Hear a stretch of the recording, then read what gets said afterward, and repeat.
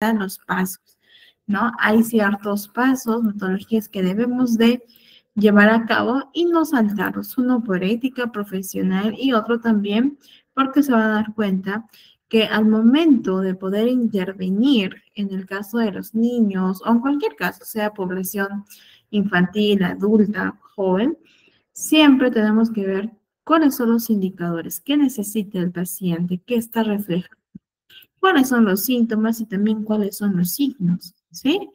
¿Qué le genera malestar emocional al consultante? Entonces, el primer paso, o mejor dicho, la primera fase es el proceso de evaluación. ¿Qué es lo que nosotros realizamos en este proceso de evaluación? Identificamos y describimos el problema. Definimos la conducta, ¿bien? Nos van a dar indicadores y como bien dice su nombre, nos van a indicar qué vamos a trabajar, qué aspectos vamos a estar trabajando durante todo el proceso de intervención. Puede ser que mamá, papá o el adolescente nos diga, bueno, yo quiero trabajar la ansiedad que creo que tengo. ¿Sí? Bien, sí, probablemente es verdad, salga en la evaluación que tiene un nivel de ansiedad o estado ansioso, bien, dependiendo, ¿listo? Pero de repente también sale con baja autoestima, con habilidades sociales bajas, con un coeficiente emocional bajo. Bien, entonces no perdemos de vista, evidentemente, el motivo de consulta, pero también, gracias a la evaluación, vamos a identificar otros factores, otros indicadores, poder llevar a cabo la intervención oportuna, de manera adecuada, ¿sí? Considerando de manera objetiva los resultados de la evaluación, ¿sí? A ver, en este proceso de evaluación, algunos son ya psicólogos, colegas, otros estudiantes también de psicología. En este caso, ¿qué herramientas utilizamos para poder realizar una buena evaluación? Pueden escribir en el chat para poder compartir sus opiniones, sus comentarios. ¿Qué herramientas utilizamos para el proceso de evaluación? Excelente, César, la entrevista. Muy bien, Cristian, en la entrevista con los padres. ¿Qué más? La entrevista es importante. Hay otras herramientas más. Excelente, Cristian. La observación, muy bien. Gabriela, Coralia también, ¿no? Los test, las pruebas, ¿no? Entonces, la entrevista, la observación y los instrumentos de evaluación. Así es, Jessie. Conocer al niño, pruebas psicológicas. Excelente, Lupita. Bien, entonces, es un proceso, particularmente yo realizo una evaluación integral en el aspecto conductual, emocional, coeficiente intelectual, coeficiente emocional, también evalúa los papitos, la ansiedad, todos los indicadores que podría estar presentando el niño, ¿no? A ver, los psicólogos que pueden ejercer la carrera con colegiatura y todo ello, ¿cuántas sesiones ustedes toman para poder realizar el proceso de evaluación? Y los que no, ¿bien? Los que no, ¿cuántas sesiones creen que deberíamos tomar para el proceso de evaluación?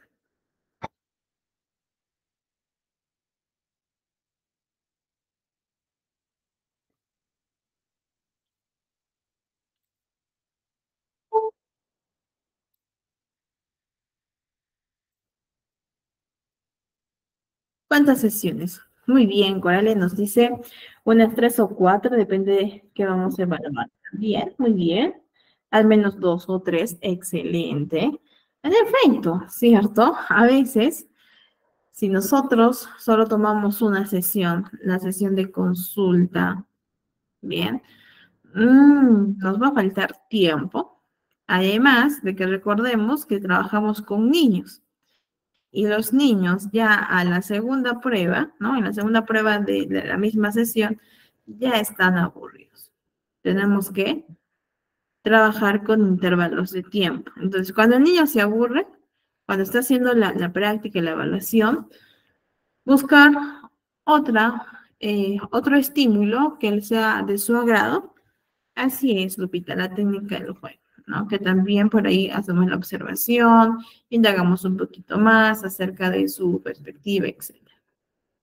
Excelente, César. Así es. Necesario dosificar las sesiones para evaluar. Y también, ¿no? Comparto mucho tu comentario, que no es recomendable hacer todo en una sola sesión, ¿sí?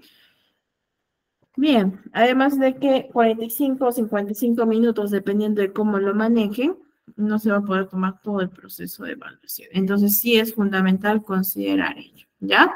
Entonces, eso es en cuanto al primer proceso. Realizamos la aplicación de pruebas, observación, la entrevista con el papito, la mamita.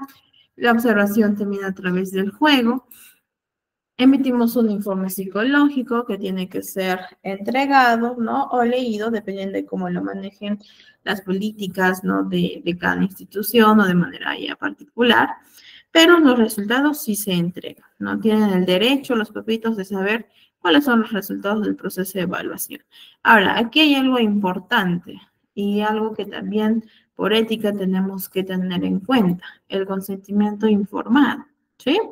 Yo manejo un consentimiento informado en el cual, como bien dice su nombre, los padres nos dan el consentimiento, su aprobación para llevar a cabo el proceso de evaluación y la intervención. Bien, pasamos a la segunda fase, que es la intervención como tal. Es decir, una vez que yo ya tengo todos los resultados de la evaluación, voy a formular hipótesis de intervención. Voy a elaborar todo un programa de intervención con objetivos, qué herramientas voy a utilizar en ese preciso momento para poder llevar a cabo una estructura. Recuerden que la TCC tiende a ser estructurada, ¿bien?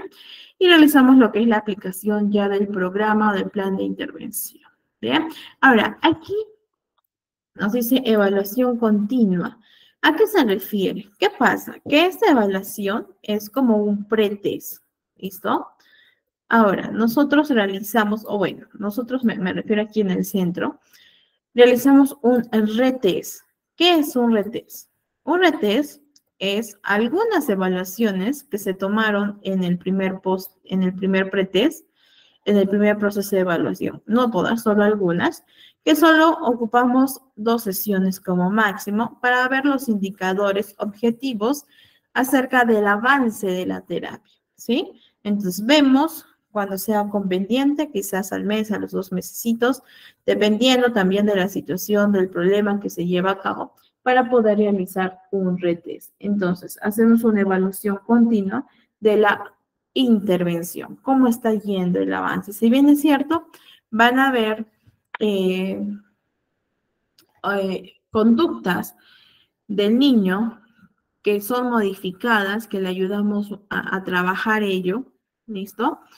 Y sí, los papitos incluso nos dicen, no, sí, ya lo veo mejor, lo veo más suelto, más seguro de sí mismo, ya no tiene mucho miedo, sí, lo vemos, ¿no? Pero también es importante ver de manera objetiva. Por otro lado, pasamos a, después hacemos un post-test, ¿sí? ¿Qué es un post-test? Un post-test son algunas también pruebitas, listo, algunas pruebas para ver cómo está yendo el niño, ¿sí? Entonces, según la TCC, podemos hacer esta evaluación continua.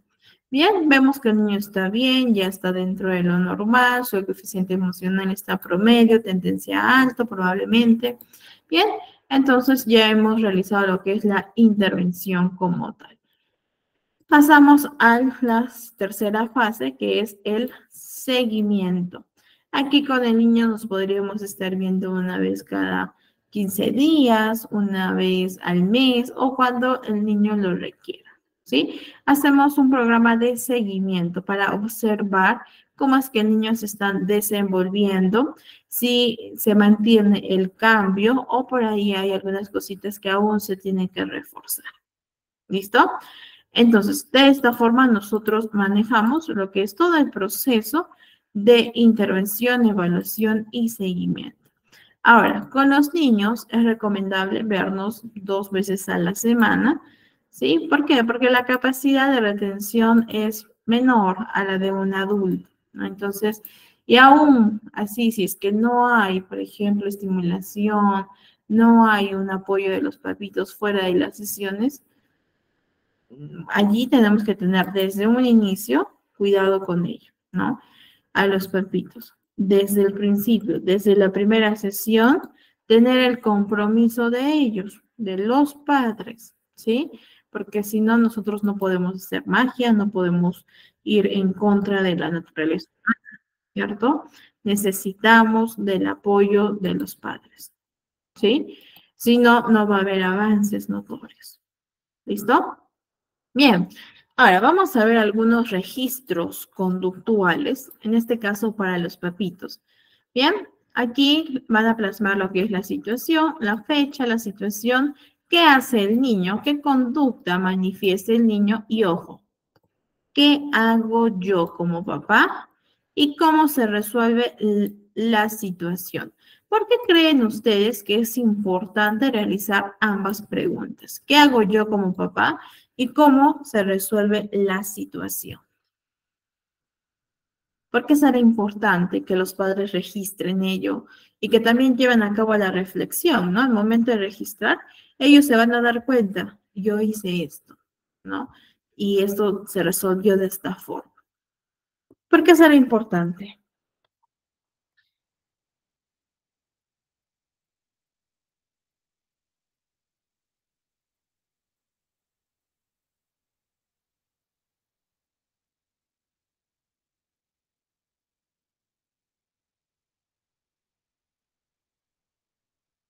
A ver, chicos, ¿por qué será importante?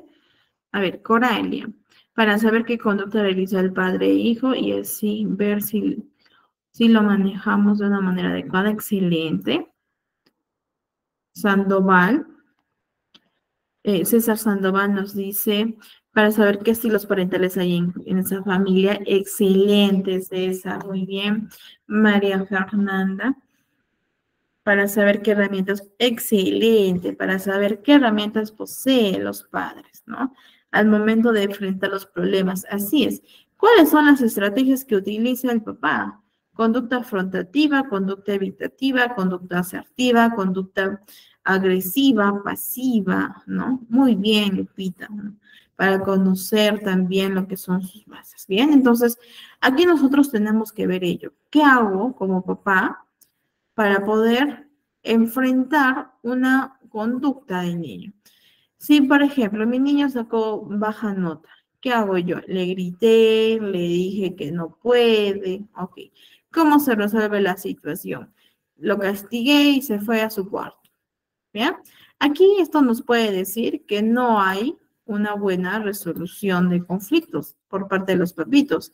No, probablemente por ahí aún falta reforzar lo que es las estrategias de afrontamiento, ¿no? Y eso nos sirve a nosotros como especialistas orientar, dar la consejería, orientación, pautas de crianzas, perdón, cómo puede resolver ese problema, cómo puede abordar la mamá, el papá, ante una conducta similar. ¿Listo? Y también al momento de escribir, como les mencionaba, los papitos se dan cuenta, ¿no? E incluso a veces las personas necesitan de una persona externa que está fuera de la situación, del núcleo familiar, para que les ayude a ver o ampliar su visión de su conducta, porque somos personas, ¿sí? No por ser papá, mamá, voy a ser perfecta o voy a ser perfecto, no, cometemos errores, sí, pero también tenemos la oportunidad de decir, cometí el error y voy a llevar a cabo una solución, ya no voy a hacer la misma conducta, por el contrario, no quiero cambiar por mí, por mi familia, por mi hijo. ¿Listo? Entonces, yo les recomiendo mucho este registro conductual, particularmente me ayuda muchísimo para ver las estrategias de los papitos. Bien, en el caso de los niños y los adolescentes, ¿no? Los niños que ya son más grandecitos, Un niño de 6 añitos no los recomendamos mucho, menos de 5 añitos. De 7 añitos sí, ¿no? Siempre recuerden el nivel cognitivo, ¿no? Es decir, la madurez cognitiva que tenga el menor. Bien, entonces, aquí va el niño, el adolescente va a registrar la fecha, la situación, qué hace, qué piensa y cómo se siente. Este registro que ustedes ven en pantalla es el básico de la TCC. Es el registro que sí utilizamos desde un inicio. Bien, hay diferentes registros, sí, también. ¿No? Por ejemplo, les mencioné que hace varias semanitas atrás ITEC había lanzado el curso de terapia cognitivo-conductual en ansiedad y depresión. Son diferentes. Los registros conductuales son distintos, ¿no? Para poder manejar lo que es la depresión, la activación conductual, etc. Sin embargo, el que ven en pantalla es el básico que nosotros manejamos. ¿Bien? Situación, conducta, pensamiento y emoción. Y son los 3 factores, ¿sí?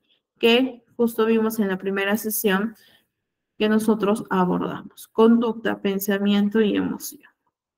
¿Bien?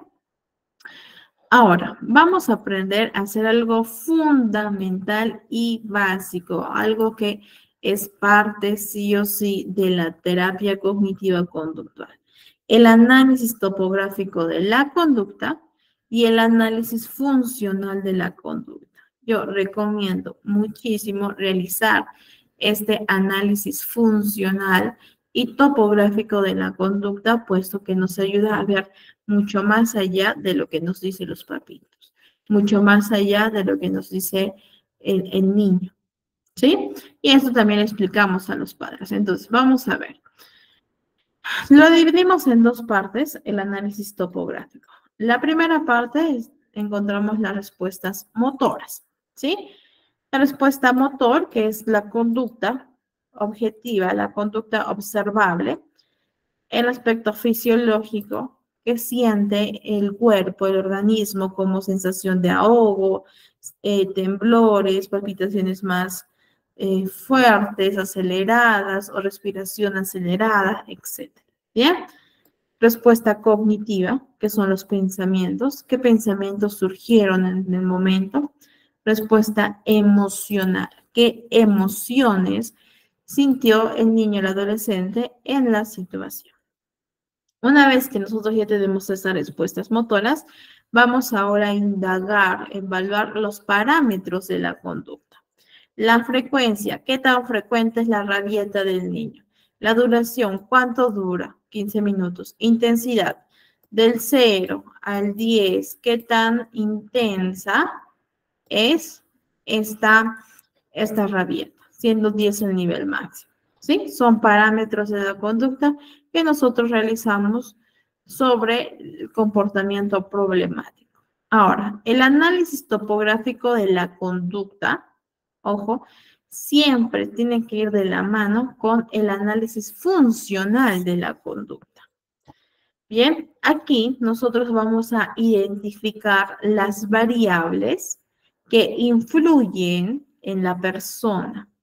Además, que vamos a ver qué es lo que está permaneciendo o qué está haciendo que permanezca la conducta problemática. Lo vamos a ver también con ejemplos para entenderlo mejor, ¿ya?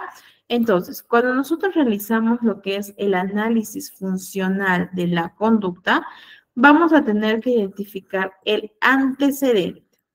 ¿Qué es el antecedente? Es el acontecimiento que ocurre antes de ejecutar una problemática. ¿Listo? Y tenemos 2 tipos de antecedentes, el externo e interno. El antecedente externo es cuando otras personas lo pueden observar, algo que sucede fuera de la persona. Caso contrario, el interno, el antecedente interno, es lo que ocurre dentro de la persona. Pensamientos, recuerdos, ideas, sensaciones, sentimientos, etc. ¿Listo? Y por otro lado, también tenemos que hallar el consecuente, que son acontecimientos que ocurren después de haber emitido la conducta problemática. Y estos consecuentes hacen que esta conducta se mantenga. ¿Listo? Entonces, vamos a ver a través de un ejemplo para poder entenderlo mejor, ¿sí? Y después vemos un casito. A ver, vamos con esto. La respuesta problemática. Aquí. Esta es la respuesta.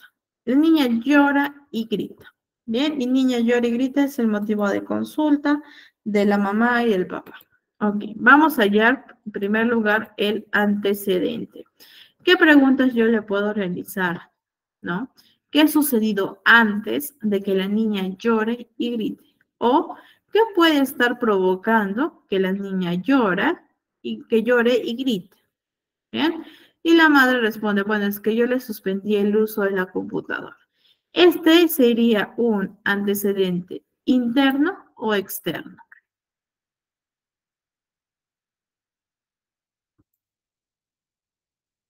Excelente, César. Jessy, María Fernanda, muy bien. Un antecedente externo, ¿sí? Bien, entonces, esto es lo que está provocando que la niña llore y grite. Ahora, segundo paso, vamos a hallar el consecuente. Yo le puedo preguntar, ¿qué pasó después de que la niña llore y grite? O yo pregunto esta segunda cuestión, ¿qué consigue con el llanto y con el grito? ¿Qué consigue la niña? En este caso, la mamá responde, bueno, cedí ante el grito y el llanto porque ya no podía estar más tranquila y le permití el uso de la computadora. Ese sería un consecuente interno o externo.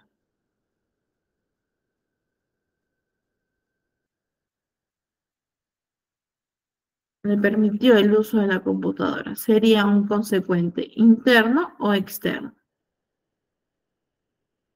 Externo, ¿cierto? ¿Por qué? Porque puede ser observable, es algo que está pasando fuera del organismo de la niña. ¿Sí? Sería externo, ¿listo? Ahora, esto, permití el uso de la computadora, está reforzando la conducta. Entonces, esto, es decir, esta conducta de la mamá, está haciendo que permanezca e incremente la frecuencia del llanto y del grito, porque ya sabe, la niña ya sabe que si es que quiere algo, tiene que llorar y tiene que gritar. ¿Por qué? Porque la mamá cede. Aquí, ¿qué tenemos que trabajar? Con la madre, además de la niña, también con la mamá. Darle pautas para que no refuerce esta conducta. ¿Sí? Jessie, con la mamá, se tiene que trabajar con la mamá, darles pautas. En este caso, que no ceda, no ceder. Que haga su rabieta, sí, que haga su rabieta, siempre supervisando que no se lastime. Una vez que el niño ya comienza a experimentar la rabieta, en algún momento se calma, llega a calmarse, bien, llega a calmarse. Y después, ya cuando nosotros vemos que el niño está tranquilo, nos acercamos, nos ponemos a su altura, nos agachamos y le decimos qué es lo que está pasando, qué es lo que está sintiendo. Aquí es importante lo siguiente, ¿no? Uno, denominar, es decir, nombrar la emoción. ¿Qué emoción está sintiendo? Quizás está enojado, ¿sí? Está sintiendo esa emoción. ¿Por qué estás sintiendo la emoción? Porque no te di la computadora y por eso tú estás molesto, ¿no? El niño ahí le estamos ayudando a que él o ella pueda experimentar su emoción, que pueda validar su emoción y no decirle, por ejemplo, ¿no? Ya, vete a tu cuarto. No, sino acompañarlo a que la niña pueda descubrir su mundo emocional, ¿bien? Que descubra este mundo emocional de modo que le ayude, ¿bien? A que pueda identificar, su emoción, identificar sus sensaciones corporales, nombrar qué emoción está sintiendo, por qué está sintiendo de esta forma y qué es lo que podría hacer. ¿Sí? Entonces, de esta forma, nosotros manejamos la rabieta. ¿Bien? ¿Por qué? Porque si nosotros cedemos, estamos reforzando lamentablemente la conducta, que es una conducta problemática. ¿Sí? Porque ustedes saben, como ya adultos, que no siempre vamos a tener las cosas o no vamos a tener las cosas o lo que queremos a través de el llanto, a través de estas rabietas. ¿Listo? Entonces, ojo, no es lo mismo rabia que rabieta, ¿sí? No es lo mismo rabia que rabieta. Sí están relacionados, ¿sí? Pero aquí el enojo es una emoción básica, es una emoción natural, mientras que la rabieta que está haciendo la niña es como la puesta en escena, de manera descontrolada del enojo, ¿sí? Entonces, siempre tengamos en cuenta con ello, ¿sí? Al momento de psicoeducar también a los papitos.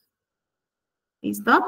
Ahora, aunque la mayoría de los autores profesionales suelen establecer el rango normal, porque sí, algunos papitos sí nos preguntan, ¿no? ¿Entre qué edades es normal que mi niña, que mi niño tenga rabietas?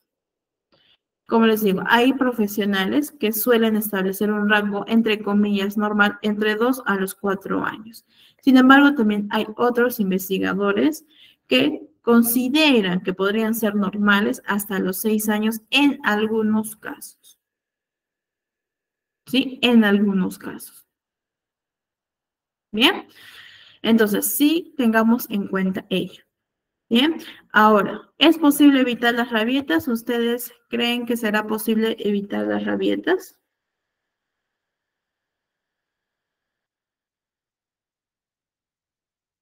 Uy, ¿qué pasa aquí? A ver, por favor. Sí, es posible, nos comenta César. Muy bien. ¿Qué más?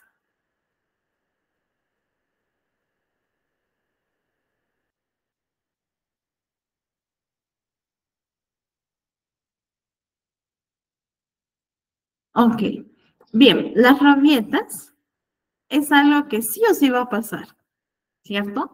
Sin embargo, lo que sí podemos hacer es reducir la intensidad, reducir la duración y reducir la frecuencia. Justo lo que les decía. Los parámetros. Esto sí podemos reducir.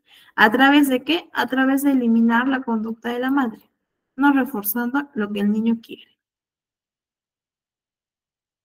¿Sí?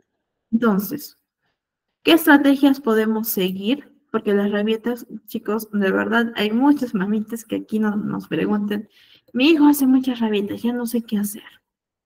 ¿Sí? Son muchas las cosas que podemos hacer para ayudar al pequeño. ¿Bien? Ahora, hay una estrategia que es conectar y redirigir. Y esta es una estrategia que implica primero comprender y validar la emoción del niño. ¿Sí? ¿Para qué? Para que posteriormente podamos redirigir la conducta que ha llevado a cabo. Bien, entonces, validamos la emoción, pero no se tiene que ni reforzar ni aplaudir la conducta que ha llevado a cabo. Lo que les decía. Le ayudamos a descubrir su mundo emocional, validamos su emoción porque sí, está enojado, pero no validamos a la conducta. No reforzamos esta conducta, no cedemos. ¿Bien? Ahora, vamos a ver en el caso de un adolescente, ¿sí? Que la conducta es el consumo de alcohol. Lamentablemente, a veces tiende a ser común, ¿no? El consumo de alcohol en los adolescentes. Bien, esa es la conducta problemática. Vamos a hallar el antecedente. ¿Qué ha sucedido antes de que tú consumas alcohol o qué podría estar provocando el consumo de alcohol? Y en este caso, el adolescente nos menciona, bueno, es que recordé cuando terminé con mi pareja. ¿Sí? Esto, recuerdo cuando terminé con mi pareja. ¿Sería un antecedente interno o externo? Excelente. Interno, ¿cierto? Porque es algo que sucede dentro de la persona y es un recuerdo. Excelente. Hallamos la consecuencia. ¿Qué pasó después de que tú consumas alcohol o qué consigues consumiendo alcohol? Evitar sentir el dolor y olvidar mi pena. También sería un consecuente interno, ¿sí? Está escapando del dolor porque probablemente no hay un buen manejo emocional y olvidar, escapa, conducta evitativa. Esto refuerza también la conducta. Así es, Lupita. Evadimos la emoción que es desagradable, no es negativa. Ojo, no hay emociones positivas ni negativas. Son emociones quizás agradables, quizás desagradables. ¿Ya? Evito sentir ello a través del consumo del alcohol. ¿Listo? A ver, vamos a ver entonces un casito de un adolescente. Bien. Paciente es Marta de 16 años, que cuando la madre le llama la atención, Marta grita, se golpea, lanza objetos, golpea a su hermano, refiere que se siente enojada, molesta, frustrada, y cuando termina de hacer sus rabietas, se dice a sí misma que es tonta y que no sirve para nada. Su padre acude a casa para castigarla y la madre le quita el celular, mientras que el hermano le ignora. Bien, ese es el caso. Vamos a hallar primero la situación antecedente, los antecedentes. ¿Qué preguntas podemos realizar para hallar los antecedentes? Ya lo hemos visto en la diapositiva anterior. Ya, Sofía, también. ¿Qué más?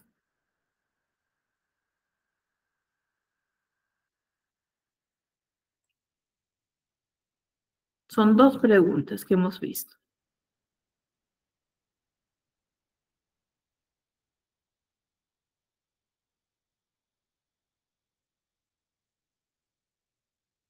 Para hallar el antecedente, muy bien, ¿qué ha sucedido antes? Bien, a ver, esto. ¿Qué ha sucedido antes de que la niña haga toda la rabieta? ¿Sí? ¿Y qué puede estar provocando esta conducta? ¿Qué puede estar provocando estas rabietas que golpea, que grita, lanza objetos, que golpea a su hermano? ¿Listo? Esas son las dos preguntas para hallar. ¿Qué desencadena la conducta problemática? ¿Bien? Y para hallar el consecuente, ¿qué preguntas puedo utilizar? Para hallar el consecuente.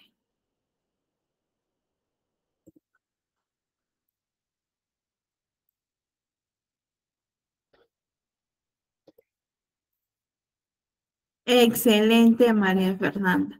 ¿Qué consigue con eso? Bien, entonces vamos a ver este caso. Uy, uy, uy. A ver, respuesta. Se golpea, lanza objetos, grita, golpea a su hermano. ¿Sí? Se siente enojada, frustrada, molesta. Y respuesta cognitiva, soy tonta y no sirvo para nada. Ahora, ¿por qué hay respuesta motora? ¿Por qué habrá respuesta emocional? ¿Por qué hay respuesta cognitiva? Porque este es el análisis topográfico. ¿Cuál es el análisis topográfico? Esto. ¿Bien? Entonces, nosotros aquí, siempre en la respuesta, vemos el análisis topográfico. ¿Sí? Entonces, esa es la respuesta problemática. ¿Qué ha sucedido antes de que la adolescente grite, lance los objetos, golpee a su hermano y se golpee a sí misma? Cuando la madre le llama la atención, antecedente externo, ¿sí? Y por ahí quizás también registre un antecedente interno, un pensamiento. Por ejemplo, mi mamá siempre me molesta, probablemente, ¿sí? Entonces, esto que le llame la atención está provocando la respuesta. Ahora vamos a ver la consecuencia, el consecuente. ¿Qué consigues golpeando, lanzando los objetos, golpeándote a tu hermano, gritando? Consigue que el padre, perdón, la castigue, la madre le quite el celular y el hermano le ignora, ¿sí? Eso es lo que la adolescente consigue. Pero, ¿qué registra aquí en sus pensamientos? Nadie me entiende, a nadie le importo, pero al menos conseguí que mi papá venga a verme. ¿Qué hipótesis nos da ello?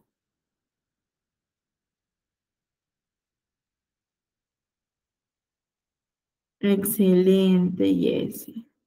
Quiere llamar la atención, ¿cierto? La atención del papá. Quiere llamar la atención del papito. Tenemos falla de atención de los padres, muy bien, Coralia. Y eso está también reforzando la conducta porque no sabe, quizás por ahí no tiene las herramientas para poder llamar la atención de una manera adecuada y también los papitos, darle la atención, estar presentes dentro de lo posible de manera emocional. Ahora, hay algo aquí importante que yo les digo a los papitos, que el papá y la mamá sí puede estar presente físicamente, pero emocionalmente podría estar ausente. Estoy físicamente con mi hijo, con mi hija, pero emocionalmente estoy ausente. Entonces, eso a veces los papitos no es que no lo comprendan, pero no logran identificarlo desde el inicio, ¿no? Por ejemplo, es que yo siempre paso tiempo con mi familia, con mi hijo.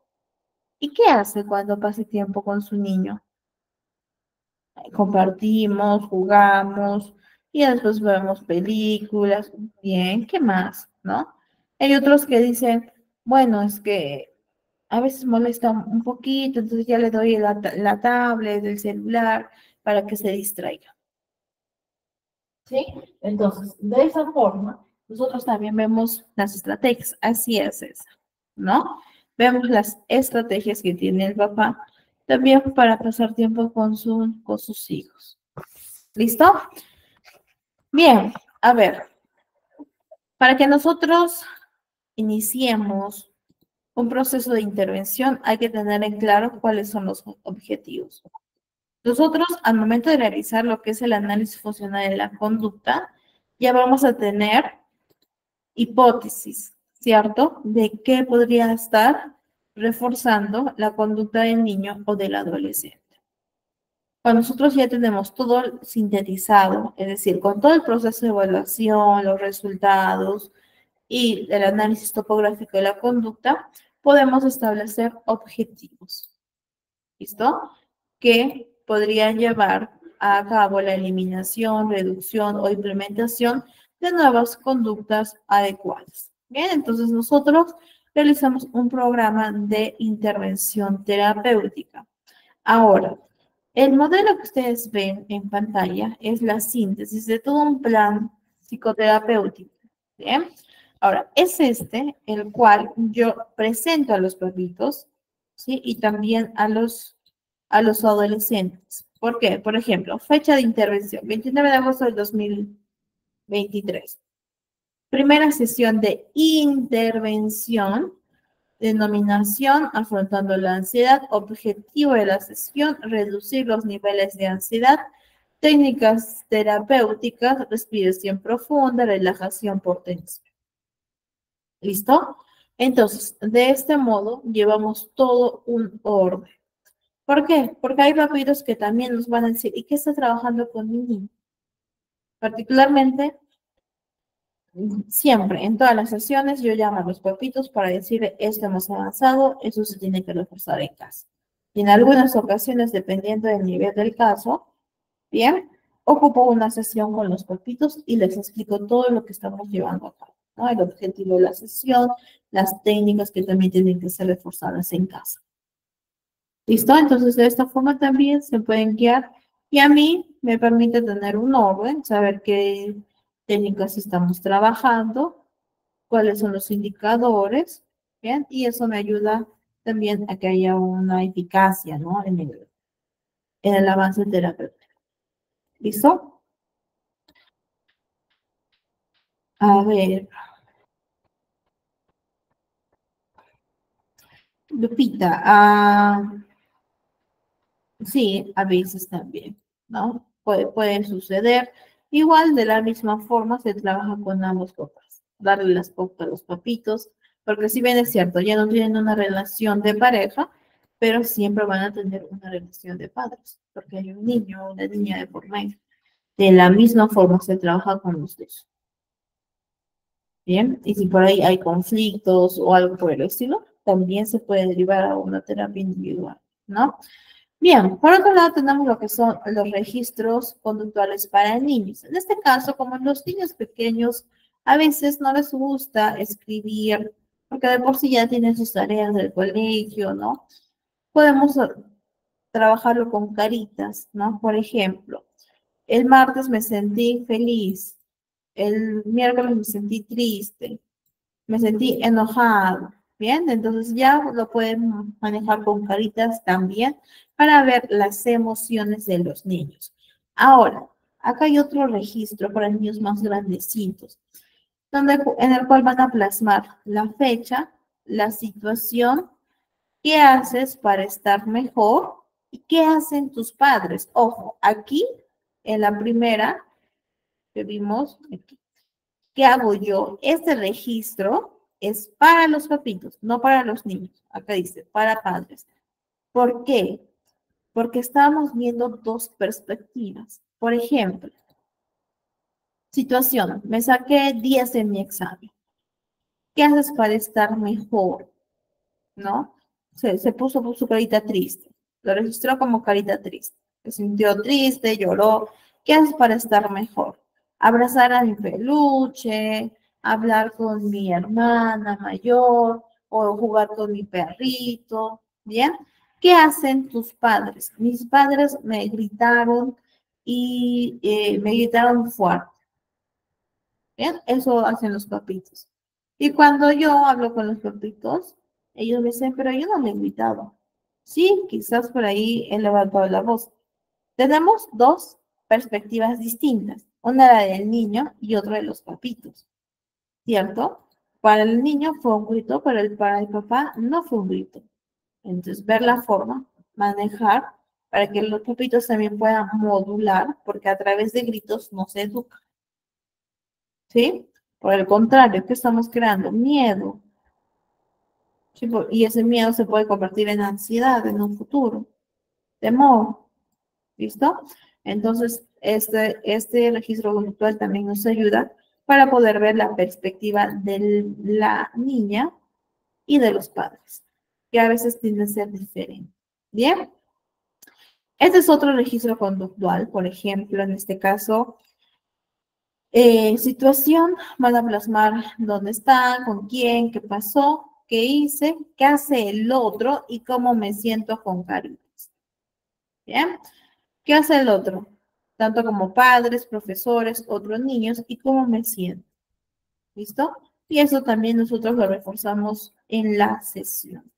Por otro lado, aquí más que todo trabajamos con la frecuencia, ¿no? Si el niño tiende a enojarse mucho, ¿sí? Y probablemente sea un motivo de consulta, ponemos día de la semana lunes. ¿Cuántas veces el día lunes se ha puesto enojado? Se ha enojado y ahí ha explotado y por ahí ha tenido conductas agresivas. Con palitos, uno, dos o tres veces, ¿bien? Y después poco a poco lo abordamos con el menú. Bien, de la misma forma aquí, también con palito lo podemos poner, ya lo pueden manejar de esta forma o de esta, ¿bien? Les he puesto ambas para que ustedes también tengan una variedad de registros conductuales para sus pequeños, para sus pacientes. ¿Listo? Ahora, vamos a ver ya las técnicas para eliminar conductas. En este caso tenemos, según la TCC, el castigo. Castigo positivo, castigo negativo. ¿Bien? Castigo positivo es cuando se aplica un estímulo aversivo ante la conducta de una persona. Por ejemplo, digamos que esta adolescente, no sé, le golpeó a su compañero, ¿no? O le insultó a su compañero. La profesora le va a aplicar un castigo positivo. En este caso, le va a presentar un estímulo aversivo, ¿sí? Por ejemplo, a una suspensión o llamada de atención, llamada a los padres o quizás por ahí una tarea extra, ¿bien? Un estímulo aversivo para eliminar la conducta, ¿bien? Por otro lado, tenemos el castigo negativo, que es cuando nosotros retiramos algo que le agrada al niño o al adolescente. Y si se dan cuenta, ¿no? Que esto también es parte de las teorías que vimos en la sesión anterior, si se dan cuenta, esto lo aplicamos, sin saber que era un castigo negativo, un castigo positivo, ¿no? En este caso, por ejemplo, el niño comienza a tener una rabieta en el cual lastima a otro, golpea, tira las cosas, no obedece, comenzó a mentir, ¿bien? Una conducta indeseada y le gustan los juegos, eliminamos los juegos, ¿sí? No vas a tener contacto con los juegos, no vas a tener celular, etc. Aquí, al momento de aplicar el castigo, tenemos que considerar la enseñanza. No solo es que, ok, ya no vas a usar juegos, ya no vas a usar el celular, la computadora, la tablet. Ya, está bien. Lo podemos hacer para reducir lo que es la conducta indeseada. Pero no estamos enseñando al niño, solo estamos reduciendo la conducta. Les tengo que explicar por qué le estoy aplicando este castigo. ¿Por qué la conducta está mal? Ojo, la conducta, no el niño. No decir, tú eres así. No. Esta conducta no es correcta por tal razón. Pero yo no le voy a decir, tú eres de tal forma. Siempre tengamos mucho cuidado al momento de referirnos a los niños. ¿Por qué? Porque nuestra palabra tiene tanto poder en ellos, ¿sí? Que podemos limitarlos. ¿Listo? Entonces siempre tengamos cuidado con ello. Ahora, tratar de aplicar también el castigo sin perder la calma. Eso es importante porque ahí sí hay papitos que hay un descontrol emocional y golpean, gritan, por ahí comienzan a realizar comentarios inadecuados, comentarios que no ayudan, al contrario, ¿no? Al contrario. Bien, también. ¿Cómo aplica el castigo? ¿Cómo gestiona usted sus emociones? ¿Cómo gestiona la emoción cuando está aplicando un castigo a su niño, cuando le quita el celular? Ah, es que yo le grito y le digo que él es hombre, que no tiene que llorar. ¿Sí? Bien, ahí tenemos que orientarlo, ¿no? Quizás por ahí, por desmontar algunos prejuicios, ya dependiendo del casito que nos toque. Bien, por otro lado tenemos lo que es la sobrecorrección, que es un tipo de procesamiento también de castigo, en el cual la persona debe realizar conductas repetidas, que son conductas adecuadas. Bien, tenemos dos tipos, la sobrecorrección restitutiva y la sobrecorrección positiva. La sobrecorrección restitutiva es cuando la persona debe sobrecorregir las consecuencias de su conducta, restaurando el ambiente en un estado mucho mejor. ¿Sí? Ahorita vamos a ver un ejemplo para que lo tengamos más claro. ¿Bien? Mientras que la sobrecorrección positiva es una ejecución repetida de una o más conductas alternativas, ¿bien? Que son conductas apropiadas, ¿bien? Y que estas se encuentran asociadas a la conducta inadecuada. Vamos a ver un casito, un ejemplo, para poder entender mejor esta técnica de la sobrecorrección. Bien, por ejemplo, a ver, tenemos a Manuel de 4 añitos, que cuando su madre va a preparar la comida, Manuel garabatea las paredes de la sala, ¿sí? Su madre aplica siempre el mismo castigo, ¿no? O la misma conducta, que es que se enfada y le grita enviándolo a su cuarto, a su habitación. Sin embargo, no consigue un cambio porque Manuel sigue con la misma conducta. Vamos a aplicar la sobrecorrección restitutiva. En este caso, sería que Manuel limpiara los garabatos de las paredes. Todos los garabatos que ha hecho, tiene que limpiar, dejarlo impecable. Y la positiva es cuando Manuel va a tener que dibujar en varias hojas de papel el mensaje se pinta en las hojas y no en la pared. ¿Bien? ¿Listo? Entonces, tenemos dos tipos. La positiva, en donde no necesariamente tiene que limpiar la pared, sino está asociada a otra conducta que es positiva. ¿Bien? Y la restitutiva sí tiene que, o tiene implicancia con el estímulo del cual se cometió el acto. ¿Bien? Ahora, hay algo aquí importante y que considero que es fundamental explicárselos, ya depende de cómo ustedes también lo manejen, ¿ya? Sabemos que los niños están en un proceso de aprendizaje. Sabemos que los niños quieren explorar, quieren conocer su mundo, quieren saber más a través de la exploración, están conociéndose a sí mismos y quieren proyectar. Están en un proceso de aprendizaje como cualquier niño. ¿Sí? Ahora, si es que yo aplico la sobrecorrección restitutiva, donde el niño solo limpia los garabateos, por ejemplo aquí, ¿no? Este niño está limpiando, está haciendo la sobrecorrección. Garabateo y ahora tiene que limpiar. Es una sobrecorrección, ¿sí? Restitutivo. Bien. A ver, Coralia. La sobrecorrección restitutiva es cuando la persona tiene que realizar un acto que está asociado con el estímulo, ¿no? Por ejemplo, este niño ha pintado las paredes. Para que haga una sobrecorrección restitutiva, tiene que limpiar todas las paredes. ¿Listo?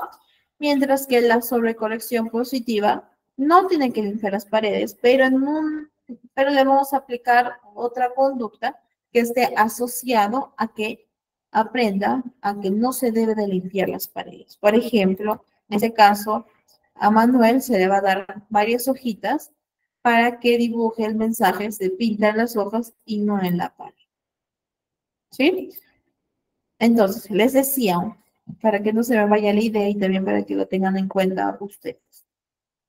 Sí, estamos con el niño, le damos las herramientas para que limpie la pared, el niño lo realiza, mientras que está realizando tales actos, yo le puedo estar explicando, le explico por qué aquí no se debe de pintar. ¿Listo? Termina de realizar lo que es la limpieza, la sobrecolección, y junto con el niño, dentro de lo que yo piense adecuado, voy a designar un lugar en donde se pueda pintar. ¿Por qué? Porque yo no le puedo limitar al niño a que él pueda expresarse, porque de esta forma se expresa, de esta forma se está autoconociendo, es parte de su conocimiento de sí mismo, ¿sí? Entonces, designo una pared, puedo poner papelotes, cartulinas, y le digo, aquí no puedes pintar en la pared por tal razón. Sin embargo, junto contigo estamos poniendo este espacio para que se pintes. para que puedas dibujar, para que puedas pintar, porque es algo que le gusta al niño. Sí, también, Coralie, también, ¿no? Pero siempre teniendo en cuenta la edad de los niños, ¿bien? Lo puedes hacer, sí, teniendo en cuenta la edad de los pequeños. Y si quizás ya aprendió solo con esto, ya no sería necesario el otro sobre la sobrecorrección positiva. Si sigue con la misma conducta, sí le puedes aplicar la otra. También ambas. ¿Bien? ¿Listo? Entonces, no limitemos al niño. Ahora, siempre que utilicemos alguna técnica, siempre que vaya acompañada de la enseñanza. ¿Sí? Una enseñanza asertiva, positiva, no a través de gritos.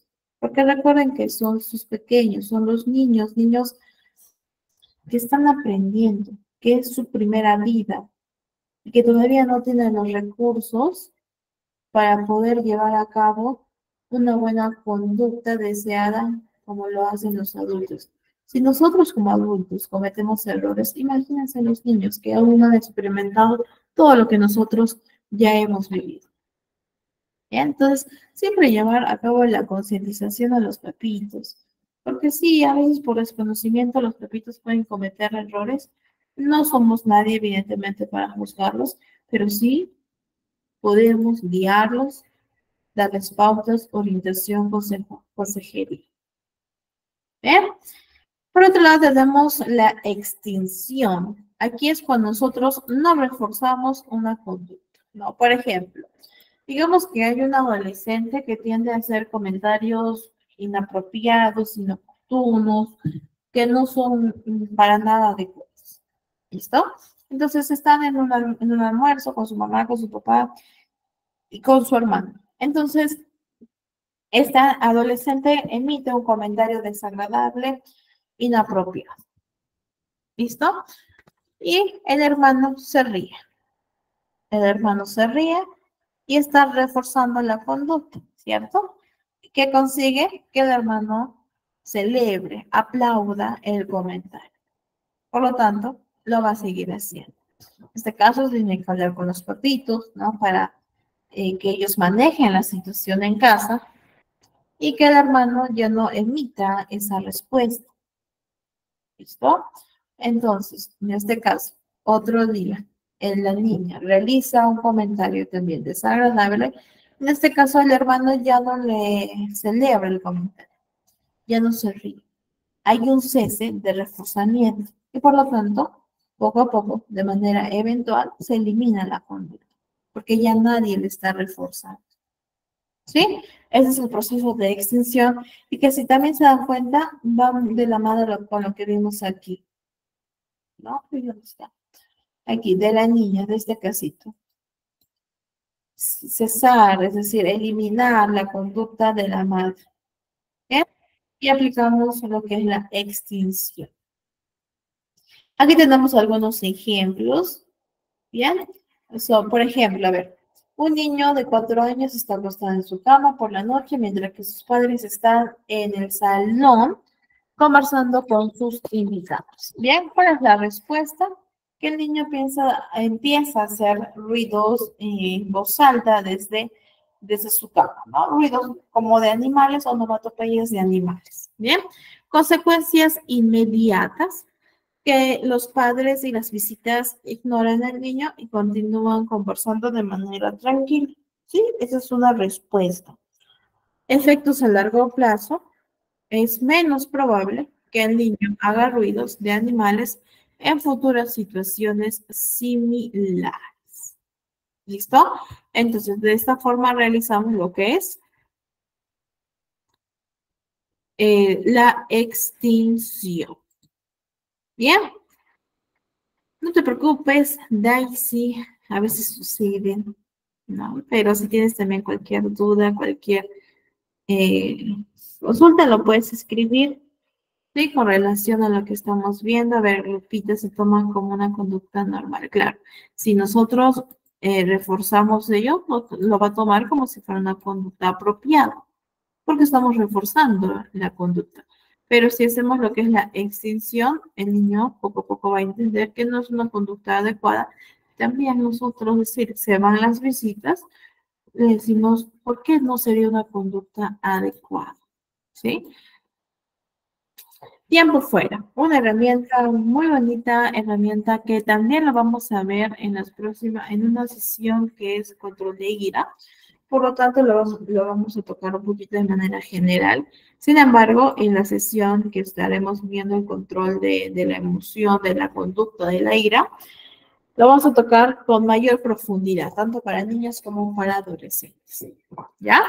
El tiempo fuera es la eliminación de los accesos de reforzadores positivos. Es decir, el niño o la persona se va a dar su tiempo para alejarse de la situación en donde ha sentido la emoción de la ira, del enojo, y quizás por ahí también haya emitido una conducta inadecuada.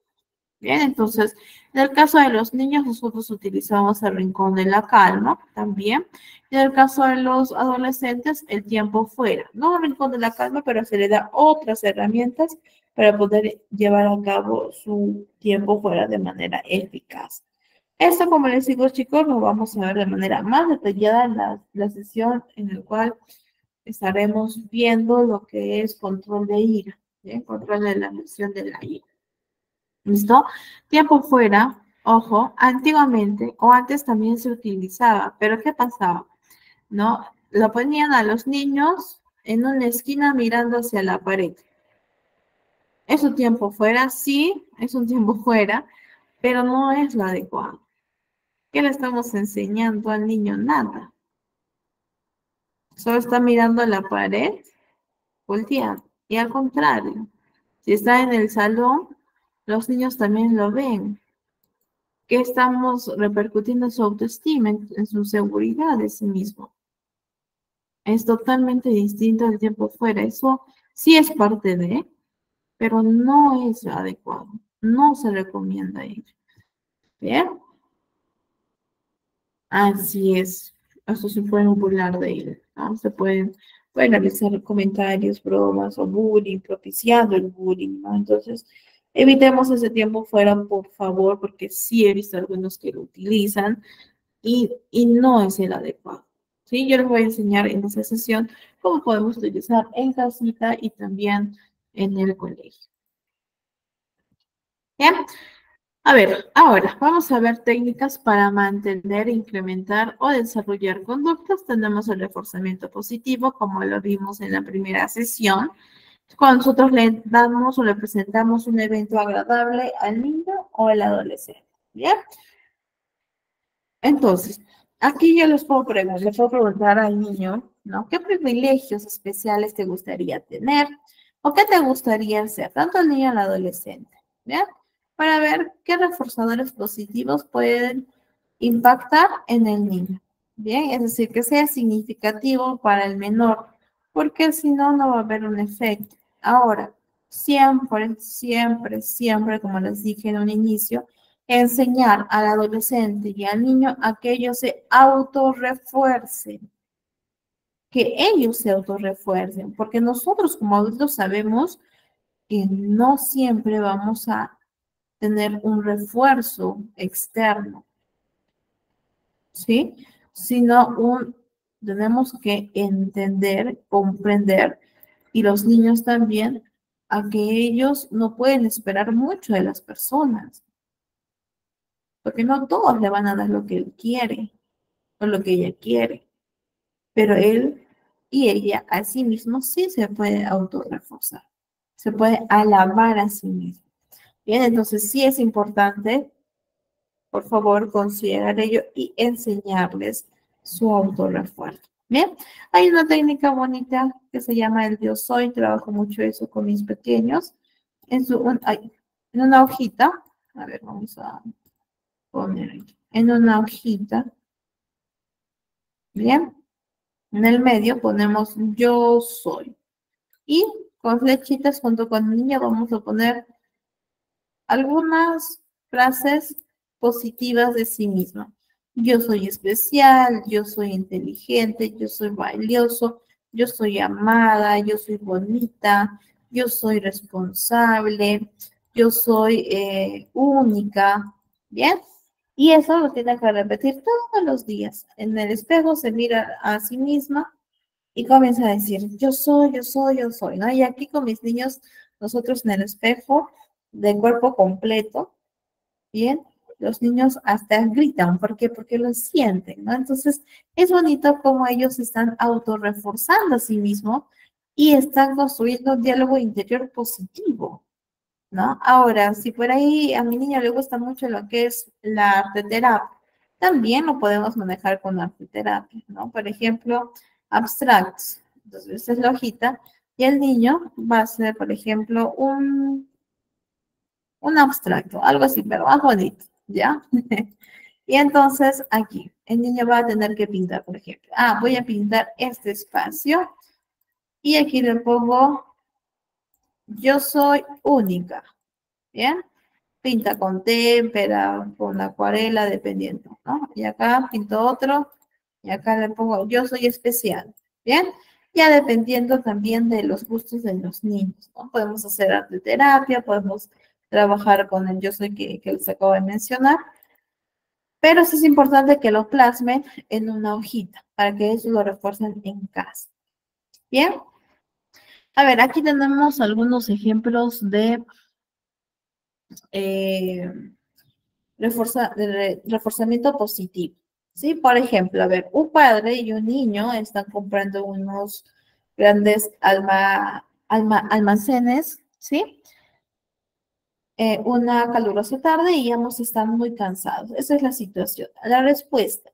El niño, totalmente en contra de lo que es habitual en él, sigue al padre por la tienda, tranquilo y sin quejarse. ¿Bien? Consecuencias inmediatas, el padre se gira hacia el hijo y le dice, vamos a comprar un helado y a sentarnos un rato. Efectos a largo plazo, las próximas veces que vayan de compras, es más probable que el niño acompañe tranquilamente a su padre, ¿no? ¿Cuál sería acá el reforzamiento? El helado, ¿no? El helado y sentarse un ratito. Y también, ¿no? El hecho de que el papá vea la necesidad de que el niño ya está cansado, es decir, lo vamos a tomar un helado y nos sentamos. También es parte de responder a una necesidad que está siendo observada por el papá. ¿Listo? Y refuerza la conducta. Bien. Por otro lado, tenemos el reforzamiento negativo es cuando nosotros retiramos un estímulo aversivo.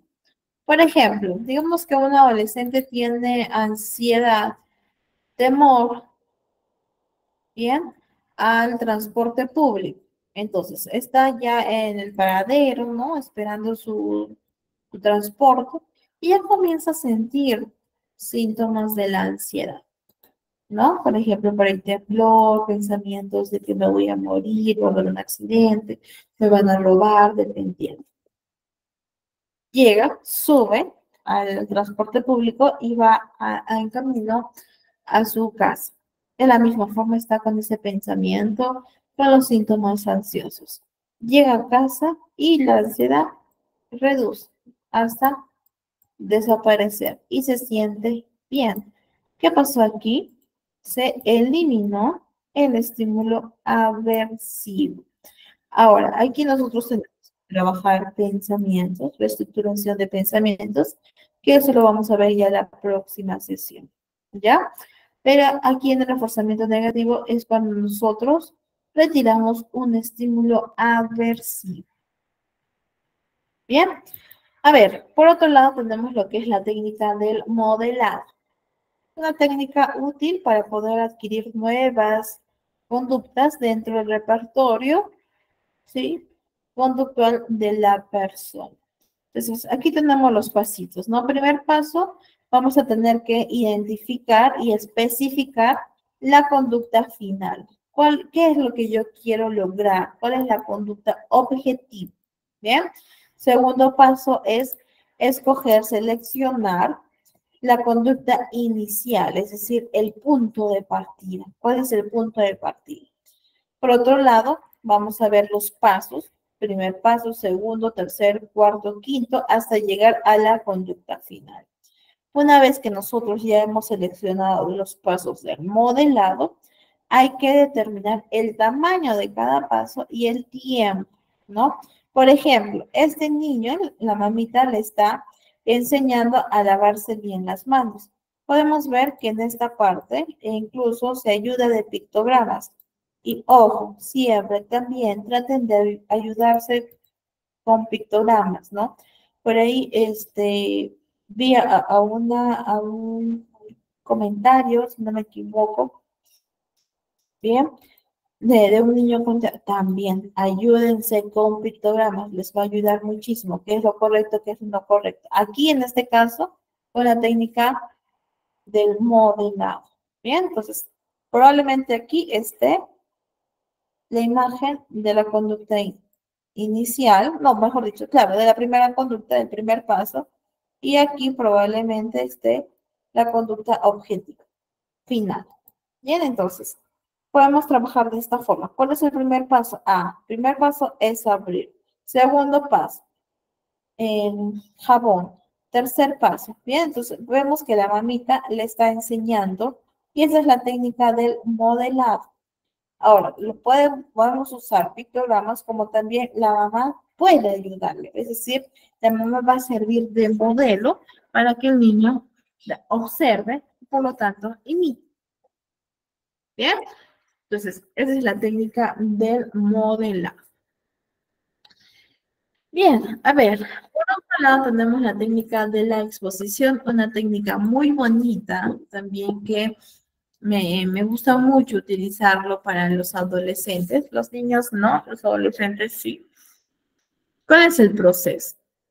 El proceso es, primer punto, como bien, a ver, como bien dice su palabra, ¿no? Su significado es exponer al paciente a esa estímulo, situación que teme, ¿sí? O que le produce ansiedad. Vamos a eliminar poco a poco ese miedo o esa ansiedad dependiendo de la emoción que sienta. Pues, ¿cuál es el proceso? Primer paso es informar al paciente de las probables respuestas de ansiedad que pueda experimentar durante la exposición. Esto es fundamental. ¿Por qué? Porque el paciente va a saber, la psicóloga me dijo que yo iba a sentir eso, entonces debo estar por buen camino. O está bien, puedo aguantar. ¿Por qué? Porque me dijeron que probablemente yo sienta eso. ¿Sí? Es muy diferente a prepararlo al paciente, informando, a ni siquiera preparar, ni siquiera informarle lo que posiblemente pueda sentir, porque la reacción va a ser distinta. ¿Listo? Paso número 2, vamos a aproximar al estímulo fóbico. Podemos hacer de manera simbólica y después real. Yo lo manejo de esta forma. Primero realizo lo que es la exposición simbólica a través de la imaginación, de recursos visuales, estímulos auditivos o la realidad virtual, ¿no? Por ejemplo, el adolescente tiene miedo a las cucarachas. Entonces, primero, recursos visuales como dibujitos, no fotos, imágenes, por ahí videos, imaginación. Bien, es una exposición simbólica. Y poco a poco se le va animando al paciente para que realice una exposición en vivo, es decir, que manipule el objeto o el estímulo temido o que se exponga a la situación de miedo. Es aquí donde nosotros podemos realizar ya la exposición en vivo. Bien, como tercer paso, en la medida que vaya disminuyendo la ansiedad, como les decía, animamos a que se realice una exposición ya en vivo, manipulación y aproximación con el estímulo temido. ¿Listo? Entonces, ¿qué es lo que nosotros como psicólogos tenemos que identificar?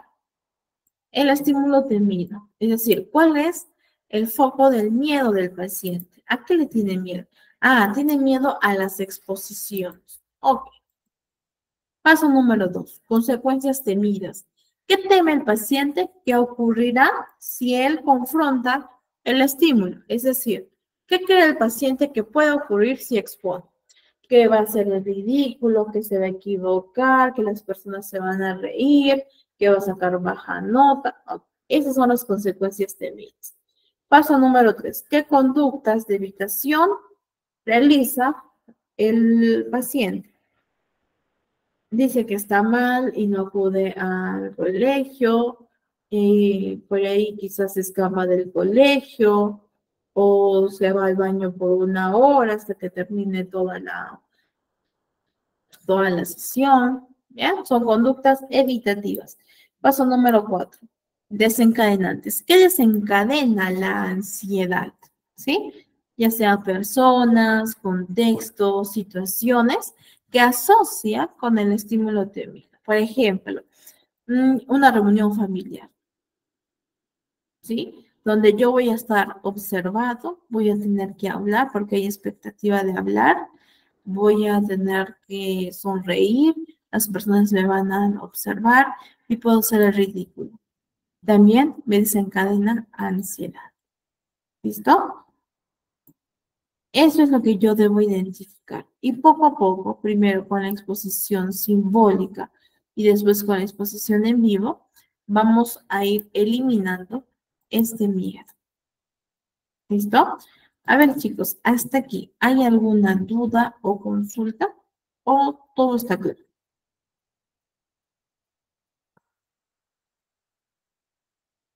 Si todo está claro, también, por favor, avísenme.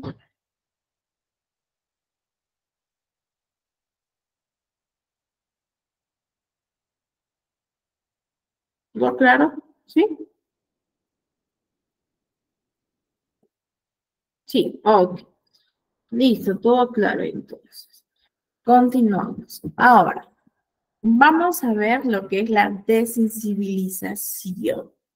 ¿Bien? En el caso de la exposición se puede combinar a la... ¿Cómo así? Si te refieres a estar en combinar representaciones mentales con visuales, sí, por supuesto que sí se puede combinar. Sí. Entonces sí, sí se puede. ¿No? Por ejemplo, quizás podríamos, tiene miedo, no sé, a las arañas, ¿ya? Tiene miedo a las arañas y de frente no le vamos a poner la foto de la araña porque ya es un poco más real. Quizás dibujos. Primero los dibujos, después le combino con unas imágenes como láminas, después podemos hacer un poco de imaginación, después fotos, ¿bien? O realidad virtual, si es que tenemos. Es terapeuta,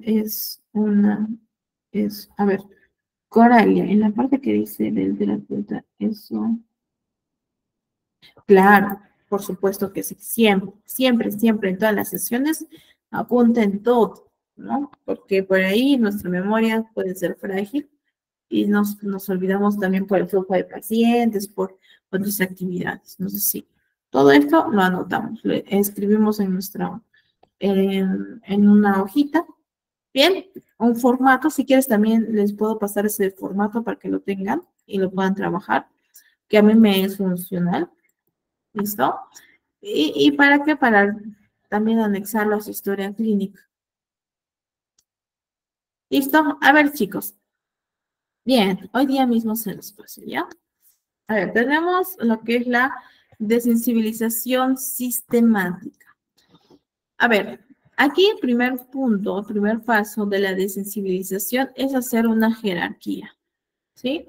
Es decir, le decimos al paciente que va a realizar, uy, no me fui muy, acá está. Va a realizar una lista de todo lo que él tiene miedo. ¿Sí? Por ejemplo, ok, tengo miedo a los doctores, a la ambulancia, a las inyecciones, tengo miedo a una intervención quirúrgica, tengo miedo al hospital como tal, ¿bien? A los enfermeros, ¿sí? Entonces va a hacer toda una lista. Una vez que realice ya su lista, va a tener que realizar la jerarquía del que tiene menos miedo a más miedo. Entonces, por ejemplo, tengo menos miedo, menos miedo, a ver, creo que a los enfermeros. Entonces, yo le pondría un 10. Le tengo más miedo que los enfermeros, a ver, por ahí, a la ambulancia, que le pongo un 30%. Después le tengo más miedo al al hospital. Le pongo un 40%. Tengo miedo a los doctores, ¿no? A la bata blanca, un 50%. Después tengo miedo a las inyecciones, un 70%. Y a una intervención quirúrgica le tengo miedo a un 90%. Bien, hacemos una jerarquía. A ver, por aquí tenemos una pregunta. Ay, la verdad, Coralia, no sé a qué TikTok te refieres. Salen de robos o no sé. La verdad, Coralia, no tendría respuesta porque no sé a qué video de TikTok te refieres. Entonces, no sé. De sensibilización sistemática es cuando nosotros vamos a realizar una exposición graduada al estímulo del miedo. Eso es la desensibilización sistemática. Es una técnica que se utiliza para eliminar la conducta de miedo. ¿Bien? Pero si te refieres al consumo, por ejemplo, de videos como robos, violencia, todo ello, no, al contrario, al contrario, no ayuda a la salud mental.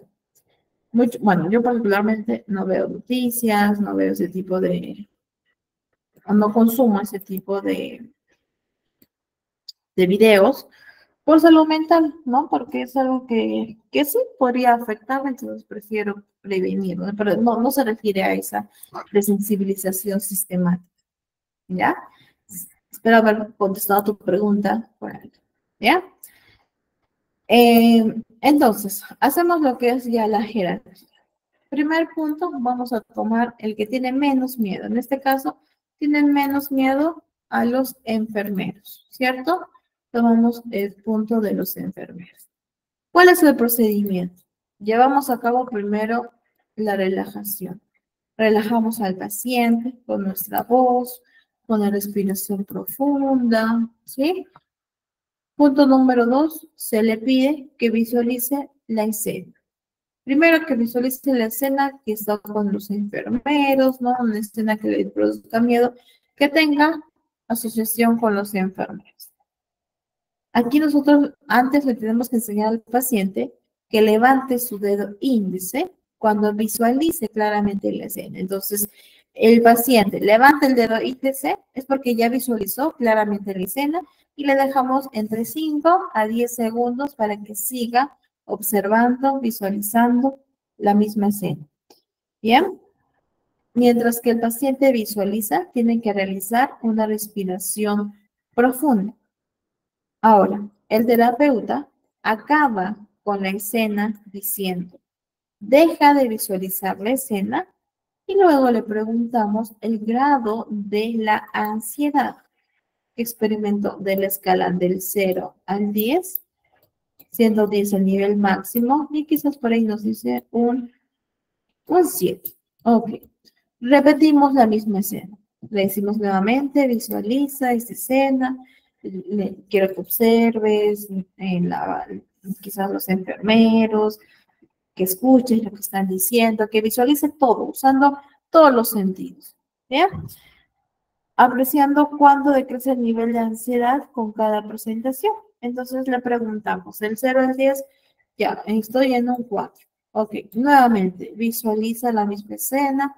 Le preguntamos, estoy en un 2. Nuevamente, visualiza la misma escena. ¿Sí? Lo guiamos. Estoy en 0. Ok, nuevamente en 0. Cuando esté en 2 presentaciones con un nivel 0 seguido, pasamos a la siguiente escena de la jerarquía. En este caso sería el de la ambulancia. ¿Por qué? Porque es la jerarquía que el paciente realiza. ¿Sí me deja entender? Entonces, el procedimiento es el mismo. Tiene que visualizar, en este caso, que está en una ambulancia, que escuche el sonido, que escuche las personas, que observe cómo está dentro de la ambulancia, etcétera, etcétera. ¿Bien?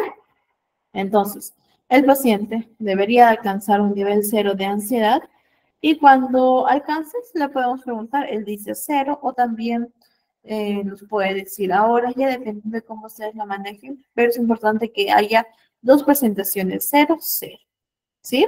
Ahora, generalmente, ojo, generalmente se necesitan entre 3 o 4 visualizaciones. Puede ser más, como también puede ser menos, para llevar a cabo una respuesta 0. Bien, y a medida que se vaya adelantando en la jerarquía, se va a notar que mejora la habilidad para enfrentar las situaciones en la vida real. Bien,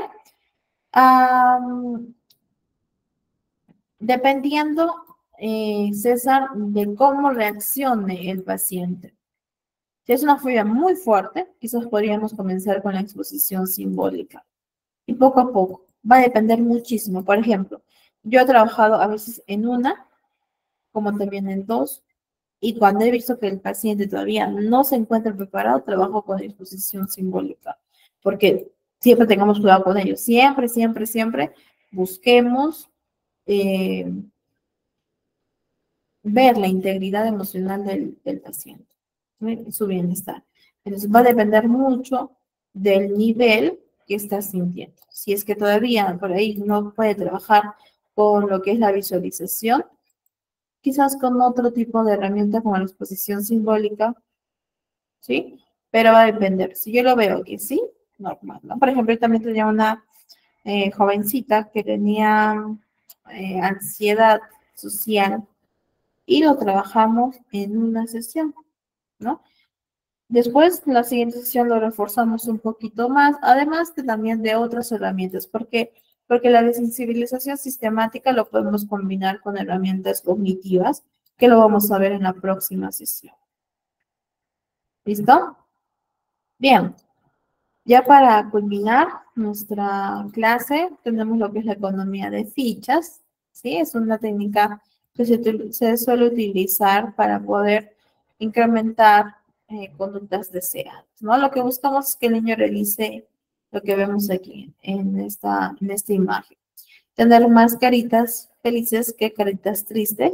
Tenemos el logro, la recompensa, una recompensa quizás, no que sea una recompensa grande, sino una recompensa significativa, sí, ¿no? Que motiva al niño a realizar las conductas adecuadas. Entonces, en esta parte, nosotros ponemos lo que son las conductas que queremos lograr en el niño, ¿no? Por ejemplo, hacer las tareas, entender la cama, por ahí leer un libro, ¿no?